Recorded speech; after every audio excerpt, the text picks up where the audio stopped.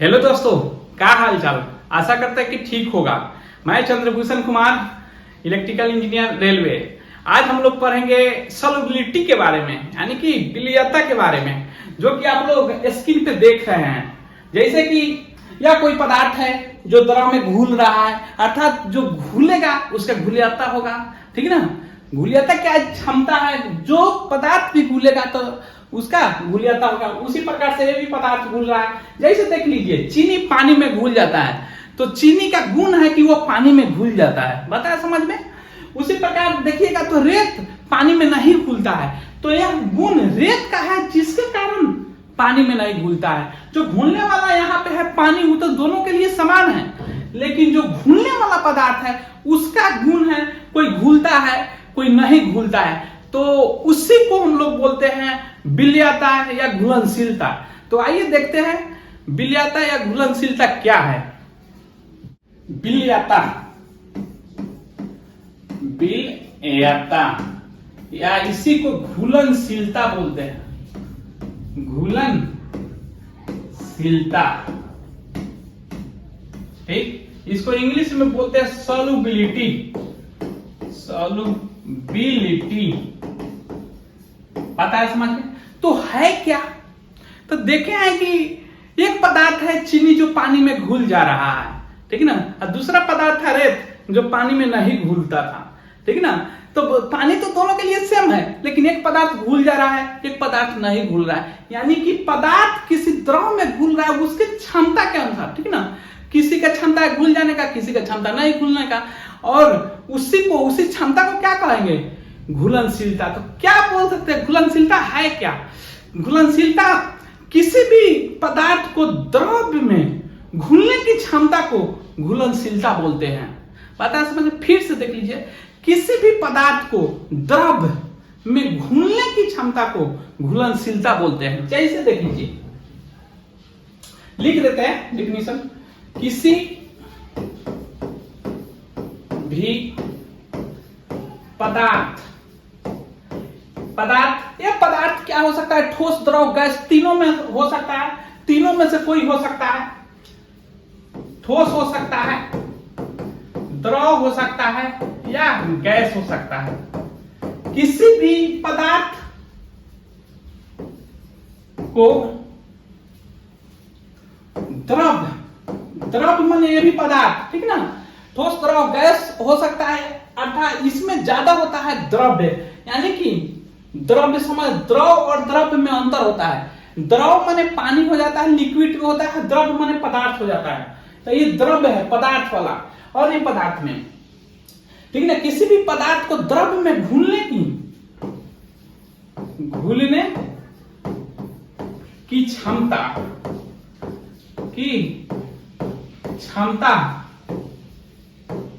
को घुलनशीलता कहते हैं। घुलनशीलता कहते हैं, या उसी को विलयता कहते हैं। बात आया समझ में। या घुलने वाला पदार्थ क्या हो सकता है, ठोस, द्रव, गैस, तीनों में से कोई हो सकता है। अब आप ही बताइए, घुलने की क्षमता को हम बोल रहे हैं घुलनशीलता, ठीक है ना। समझ आ रही बात। तो अब देखिए, जो इसमें घुलेगा, ठीक है ना, घुलनशीलता में जो घुलता है उसे विलय कहेंगे। जो घुलता है,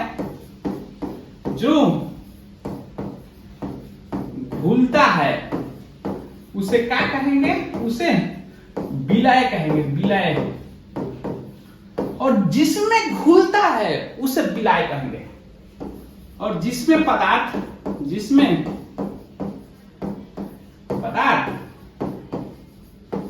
घुलता है उसे क्या कहेंगे, उसे विलय कहेंगे, विलय। इसको इंग्लिश में सॉल्वेंट बोलते हैं। बात आ रहा है समझ में। और दोनों मिल के क्या बनाएगा, विलयन बनाएगा। दोनों मिल के क्या बनाएगा, और दोनों को मिला दीजिएगा, यानी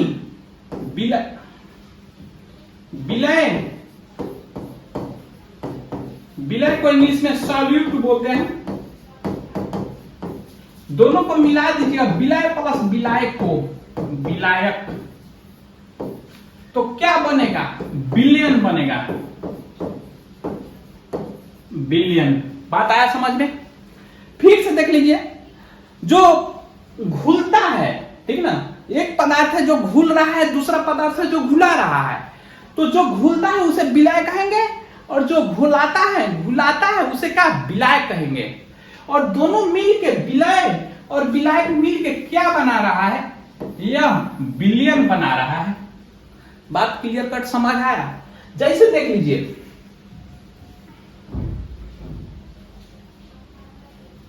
यहां पे ले लीजिए थोड़ा सा चीनी, ये चीनी है, इसको यहां पे ले लीजिए पानी का गिलास, ये क्या है, मान लीजिए इसमें पानी है, ये क्या है, इसमें मान लीजिए पानी है, पता है समझ में? दोनों को मिला दीजिए, ये गिलास ले लीजिए, ये दोनों क्या हो गया, इसमें मिल गया, चीनी क्या हो गया, मिल गया, दोनों का मिक्सचर। तो बनाएगा क्या इसमें, अब बनाएगा ये बिलियन, ठीक। ये सब क्या हो जाएगा, ये सब हो जाएगा, ये दोनों मिल के क्या हो गया, बिलियन बना दिया। तो ये चीनी है, ये क्या है, चीनी, ये क्या है, चीनी, ये क्या है, पानी, ये क्या है, चीनी पानी का घोल, ठीक ना। तो जो घुल रहा है, ठीक ना, इस बिलियन में जो घुल रहा है, कौन घुला है, कौन जो विलय हो गया है, दिखाई, विलय का अर्थ होता है कि दिखाई नहीं देना। इस बिलियन में चीनी पानी के घोल में कौन दिखाई नहीं दे रहा है, तो आप बोलिएगा चीनी इसमें दिखाई नहीं दे रहा है, इसलिए इसे कहा विलय हो गया, विला गया, यानी कि भुला गया। तो इस बिलियन में कौन भुला गया, चीनी, तो चीनी क्या हो जाएगा, विलय हो जाएगा, विलय। और कौन बिलवा रहा है, इस बिलियन में कौन दिखाई दे रहा है, पानी, जो कि किसको पिला रहा है, चीनी को। जो दिखाई दे रहा है उसे विलय कहते हैं। जो पानी ना है, इसको चीनी को पिला दिया है, तो पानी क्या हो जाएगा, विलायक, विलायक। और दोनों मिल के क्या बनाता है, बिलियन, बिलियन, ठीक। बात आया समझ में? अब इसका कहीं कहीं दूसरा भी चीज देखने को मिलता है, विलय और विलय के डिफिनेशन के बारे में। जैसे कहता है क्या, विलय को कहता है कि बिलियन में जिसकी मात्रा अधिक हो, बिलियन में जिसकी मात्रा, बिलियन में जिसकी मात्रा, जिसकी मात्रा क्या हो, अधिक हो, उसे विलय कहते हैं, विलायक। ये भी डिफिनेशन है। और जिसकी मात्रा कम हो, कम मात्रा वाला क्या हो जाएगा, विलय। पता है समझ में? दोनों डिफिनेशन से में इसमें देखिएगा तो अधिक कौन है, पानी दिखाई दे रहा है, अधिक मात्रा में कौन है, पानी है, तो उसे विलय हो गया। इस दोनों में कम मात्रा में कौन है, चीनी, तो चीनी विलय हो गया। तो बात क्लियर कट समझ आया कि विलयता है क्या। विलयता किसी भी पदार्थ के द्रव में घुलने की क्षमता को विलयता कहते हैं। या जैसे कि लोग बोलता है ये आदमी बहुत घुलनशील है, मिलनसार है, यानी मिलनसार कहने का अर्थ क्या, उसका क्षमता बता रहा है, उसका गुण बता रहा है, ठीक ना, कि यह आदमी बहुत मिलनसार है। तो अब न्यूमेरिकल वैल्यू से देख लेते हैं विलयता है क्या। विलयता तो 100 ग्राम विलायक में घुले विलय की मात्रा को विलयता कहते हैं। 100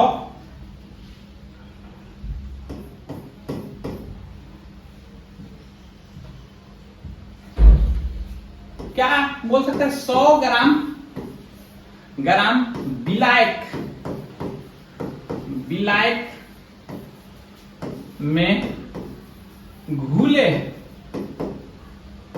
विलय की मात्रा, विलय की मात्रा को विलायक, 100 ग्राम विलायक में घुले विलय की मात्रा को क्या विलयता कहते हैं, विलयता कहते हैं। पता है समझ? सॉल्युबिलिटी, इंग्लिश में सॉल्युबिलिटी था, क्या बोल सकते हैं, क्या इसको फॉर्मूला दे सकते हैं? तो देखिए 100 ग्राम विलायक में मान के चलिए W है विलायक, W ग्राम, पूरा लिख दीजिए, W ग्राम विलायक में स्मॉल w विलय घुला हुआ है, विलय घुला है। तो 1 ग्राम विलायक में कितना घुल जाएगा? 1 ग्राम विलायक में कितना विलायक घुल जाएगा? स्मॉल w बटा कैपिटल W, ठीक। और 100 ग्राम विलायक में कितना घुल जाएगा? 100 ग्राम विलायक में कितना घुल जाएगा? स्मॉल w बटा कैपिटल W गुना 100। यही ना है सॉल्युबिलिटी, यही ना पता 100 ग्राम विलायक में घुले विलय की संख्या को या मात्रा को विलयता कहते हैं, घुलनशीलता बोलते हैं। यही क्या हो गया आपका? विलयता। तो क्या विलयता को S से, कैपिटल S से सूचित करते हैं, ठीक है ना? तो क्या हो जाएगा? इसका फॉर्मूला क्या हो गया? ये स्मॉल w क्या है? विलय की मात्रा, विलय की मात्रा बटा ये ग्राम में, क्या है? ग्राम में है। और कैपिटल W क्या है? वो विलायक की मात्रा है। यह क्या है? कैपिटल W विलायक की मात्रा, बताया समझ में, गुना 100। यही ना है विलयता, बताया समझ में। यही क्या है? विलयता। यानी कि W बराबर लिखना चाहेंगे तो क्या लिख सकते हैं? स्मॉल w बटा कैपिटल W गुना 100, ठीक है ना? यानी कि सोचे बोलना है, परसेंट में निकाल देंगे। 100 है यानी कि परसेंट में विलायक की मात्रा बटा विलायक की मात्रा, विलायक की मात्रा बटा विलायक की मात्रा गुना 100 बराबर क्या? विलयता।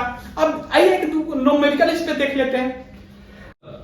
कह रहा है कि 15 ग्राम विलय सॉलिड, पूरा पढ़ देते हैं। 15 gram of solid is dissolve in 15 gram of water to form saturate solution at 298 kelvin, constant temperature दे देता है। Find out the solubility of the solid, ठीक है ना, at the same temperature, at the temperature यानी कि temperature constant रहता है, टेम्परेचर को हम लोग को तो उतना देखना नहीं है, दे दिया सेम, ठीक ना। इसमें क्या दिया है? ये कह रहा है कि क्या 1.5 ग्राम विलय घुला हुआ है इतना ग्राम में, 15 ग्राम में, तो इसका विलयता क्या होगा, यानी कि सॉल्युबिलिटी क्या होगा? तो देखिए क्या क्या दिया है, यानी कि विलय की मात्रा दे दिया, विलय की मात्रा दे दिया, कितना दिया है? देखिए यहां पे 1.5 ग्राम, 1.5 ग्राम विलायक की मात्रा दे दिया है। विलायक की मात्रा इसको स्मॉल w कहते हैं, w का विलायक की मात्रा इसको कैपिटल W कहते हैं। कितना दिया है? पानी जो सॉल्यूट है यानी कि विलय है उस 15 ग्राम है, अब कितना है? पानी कितना है? जो विलय है वो 1.5 ग्राम है और पानी कितना है? 15 ग्राम है। तो विलय की मात्रा क्या हो गया? 15 ग्राम, ठीक ना। तो सॉल्युबिलिटी यानी कि विलयता बराबर हम लोग क्या पढ़े हैं, फॉर्मूला क्या देखे हैं? विलयता यानी कि S बराबर क्या देखे हैं? विलय की मात्रा यानी कि W बटा विलय की मात्रा कैपिटल W गुना 100, यही ना फॉर्मूला देखे। तो इस पे बैठा दीजिए, इसका क्या हो जाएगा? स्मॉल w क्या है यानी कि विलय की मात्रा 15 बटा कैपिटल W क्या है? 15 गुना 100, ये सही कट जाएगा यानी कि 10 हो जाएगा। अब बात रहा यूनिट का, यानी कि मात्रक का, तो देखिए ग्राम बटा ग्राम है, कोई मात्रक नहीं। लेकिन कभी कभी देखिएगा तो दे देगा मोल प्रति लीटर, बता समझ में, कभी कभी दे देगा मोल प्रति केजी। अगर एक केजी में विलायक की मात्रा, विलायक अगर केजी में दे दे तो मोल प्रति केजी होगा। अगर विलायक लीटर में दे दे, यहाँ पे ग्राम में दिया हुआ है, देखिए विलायक क्या दिया हुआ है, ग्राम में, ये क्या दिया हुआ है, ग्राम में, तो दोनों तो कट गया, कोई यूनिट नहीं। लेकिन अगर यही केजी में दिया, ग्राम के जगह पर केजी में, तो मोल, अगर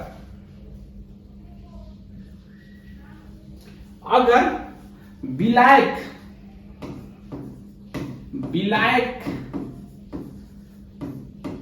की मात्रा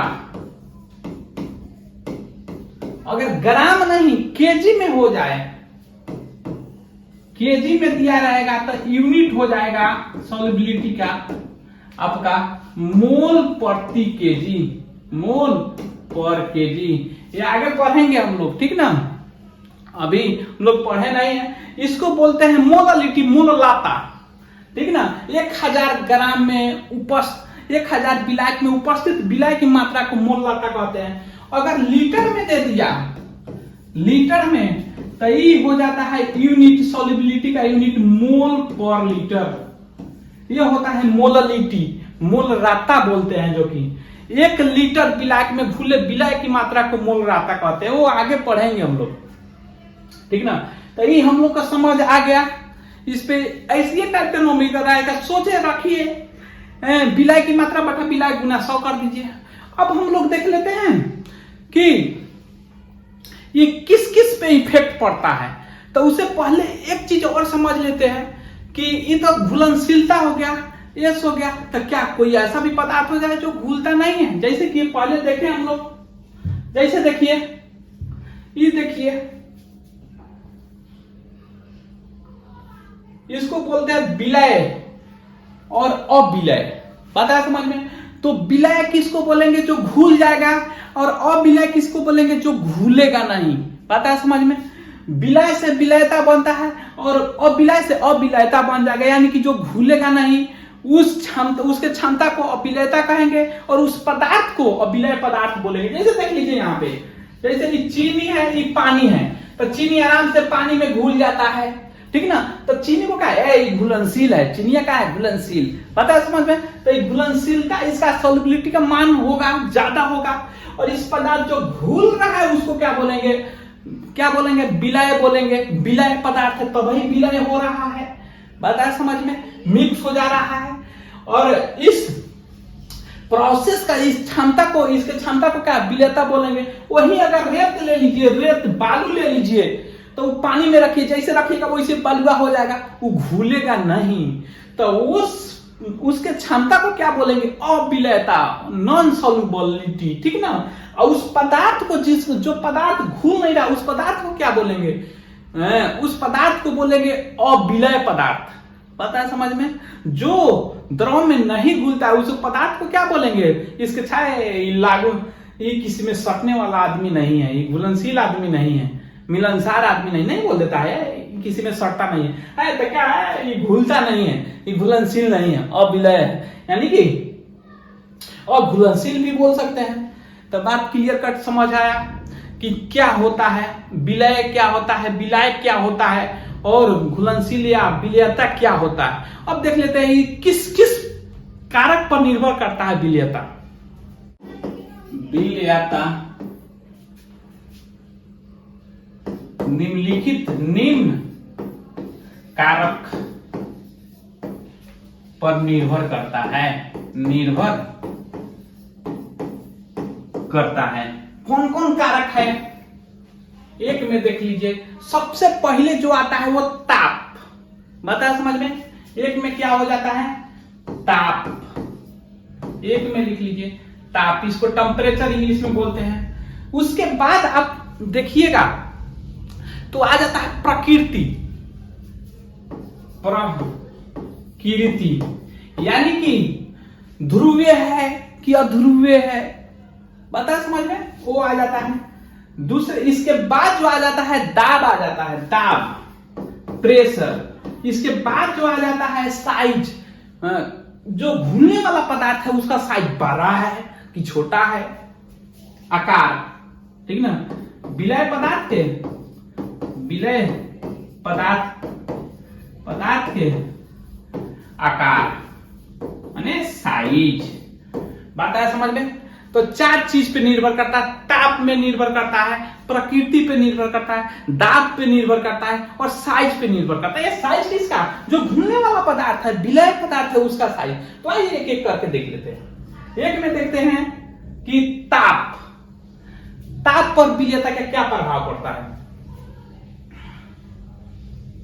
ताप एक में देख लेते हैं, ताप, ठीक ना। ताप बढ़ाने पे अधिकांश ठोस पदार्थ का विलयता बढ़ता है। ताप बढ़ाने पे, यहां से लिख लीजिए, ताप बढ़ाने पर अधिकांश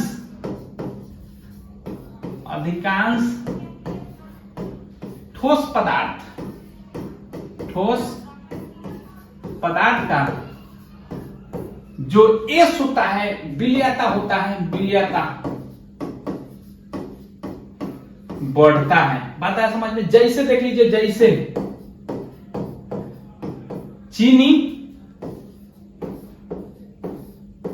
और पानी दोनों को मिला दीजिए, तो जितना देर में मिलाइएगा थोड़ा घुल जाएगा। ऐसा नहीं है कि नहीं घुलेगा, घुल जाएगा, लेकिन समय लगेगा। वही हीट, जो गर्म पानी में थोड़ा चीनी रखती है वो जल्दी घुल जाएगा। बात है समझ में। लेकिन कुछ ऐसा भी ठोस पदार्थ है उसका ताप बढ़ाने पे घटता है, परंतु लेकिन कुछ ऐसा भी ठोस पदार्थ है जिसका ताप बढ़ाने से विलयता घटता है। ताप को इंक्रीज करिएगा तो वो क्या हो जाएगा, यानी कि एस क्या हो जाएगा, डिक्रीज होगा। जैसे सोडियम सल्फेट ठंडा पानी में ज्यादा घुलेगा, ठीक है ना, गर्म पानी के अलावा। उसके बाद हो जाता है कैल्शियम हाइड्रोक्साइड, ये भी ठंडा चीज में ज्यादा घुलेगा गर्म के बावजूद। बात आया समझ में। ताप पे क्या प्रभाव पड़ता है। अब देखिए, द्रव, ये तो ठोस हो गया। बात आया समझ में। द्रव का या गैस का ताप बढ़ाइएगा तो इंक्रीज करिएगा, तो द्रव का ताप बढ़ाइएगा तो घुलन से उसका जो विलयता होता है वो घट जाएगा। ये तो ठोस का देख लिए। अब देख लेते हैं द्रव के लिए। द्रव टेम्परेचर बढ़ाने पर द्रव का जो एस होगा वो घट जाएगा। जैसे देख लीजिए, पानी को देख लीजिए, पानी आराम से ठोस रहेगा तो एक दूसरे के पास रहेगा, ठंडा रहेगा, तो वहीं गर्मा दीजिए, लगेगा वो बोलने, उसका विलयता क्या होगा, घट जाएगा, वो और ही उड़ने लगेगा। और ही ज्यादा ताप कर दीजिए, क्या होगा, उड़ने लगेगा। यानी कि जो उसमें घुला हुआ है कण वह घुलेगा नहीं, उड़ने लगेगा। जैसे कि पानी में अमोनियम क्लोराइड देख लीजिए, पता है समझ में। मेथनॉल देख लीजिए, इसको घोल दीजिए, उड़ाइए, ताप दीजिए, ये उड़ने लगेगा, यानी कि डिक्रीज होगा। बात है समझ में। वैसे गैस को देख लीजिए, गैस के लिए क्या हो जाएगा, ताप बढ़ाइएगा तो ये भी सॉल्युबिलिटी यानी कि विलयता घटेगा। जैसे देख लीजिए, पानी को 100 डिग्री सेल्सियस पर गर्म करिए, गर्म कर दिए, उसमें से क्या निकलता है, गैस निकलता है। पता है समझ। तो गैस बन के कौन उड़ता है, पानी ना उड़ता है। उसमें का जो गैस होता है या कुछ दूसरा गैस भी मिला दीजिए, जैसे कि पानी में दूसरा गैस मिला दीजिए, जैसे कि अमोनिया गैस भी मिला सकते हैं आपका, और भी दूसरा गैस मिला दीजिए, पानी में मिला दीजिए, और उसको गैस को पहले नॉर्मल में रहेगा तो वहां पे रहेगा, उसको हीट दीजिए, वो गैस निकलने लगेगा। पता है समझ में। जैसे पानी को, साधारण पानी को गर्म करिए ना, उसमें क्या होगा, हाइड्रोजन गैस निकलने लगेगा। पहले गर्म नहीं करिएगा तो आराम से स्थिर रहेगा, लेकिन गर्म करिए, भाप के रूप में निकलने लगता है कि ना, निकलने लगेगा, तो यानी कि सॉल्युबिलिटी घट जाएगा। ये तो देख लिए ताप यानी कहने का अर्थ क्या है, ताप बढ़ाने पे साधारणतः जो ठोस होता है उसका दो पार्ट हो जाता है, एक घटता है एक बढ़ता है। अधिकांशतः के ताप बढ़ाने पे विलयता क्या होता है, बढ़ता है, ठीक ना। लेकिन कुछ पदार्थ के घटता भी है ठोस के लिए, लेकिन गैस और द्रव के लिए दोनों के लिए घटता है। यानी कि विलय जो भी रहता है विलय वो और उड़ने लगता है, घटने लगता है। अब देख लेते हैं प्रकृति पर।